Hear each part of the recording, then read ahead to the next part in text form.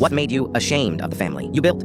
My husband Samuel may as well have been my children's real dad. He raised them since they were 5. He nursed every scraped knee, paid every club fee, played dress up with my youngest, and worked 70-hour weeks during every birthday season. He even studied Japanese to connect more with Leia during her K-pop days. He never asked for anything until now. He had just been discharged from the hospital after being told he would never walk again. Our kids promised they'd visit. Our oldest, Joshua, sent thumbs up emojis to every request. Yeah, Dad, for sure this weekend. Leia kept saying med school was crushing her, but she'd definitely make time soon. Katie, my baby, the one Samuel pushed out of the way when that drunk driver hit him, came once, but only for 20 minutes. She spent it scrolling TikTok while he tried to show her how the wheelchair worked. 2 months passed. Nothing. I watched him set the table every Sunday, losing hope they'd show with each passing week. He and I would eat alone by 7 p.m., and he'd pretend it was okay, but I could tell it crushed him. He'd pack leftovers, label them with their names, and text that food was in the fridge. No worries if you couldn't make it. Next week. Then I saw it on Facebook. All 3 of them having dinner with their biological father, the man who abandoned us 2 decades ago for a meth lab that landed him in federal prison. Joshua posted about reconnecting with their roots. Leia shared quotes about blood being thicker than water. Katie posted selfies with him. When Father's Day came, Samuel woke up at 6 a.m., showered himself, which takes him an hour now, and put on the cologne Katie bought him 3 years ago. He made reservations at Joshua's favorite place and texted in the family group chat, where everyone promised they'd be there. We arrived 5 minutes late, but nobody else was there yet. An hour in, I begged Samuel to just leave, but he wouldn't. He kept saying, they'll be here any minute now, clearly fooling himself. We left 2 hours later. When we got home, he checked his phone, and that's when we saw their Instagram stories. Best Father's Day ever with Travis, their bio dad, at some steakhouse downtown. Joshua's caption read, finally complete again. I swear I heard something break inside Samuel's chest. The next Sunday, I called and tore into them, told them they'd better come over or I'd personally snap. They came, but acted like nothing had happened. Worse, instead of asking about Samuel, they talked about Travis's prison stories,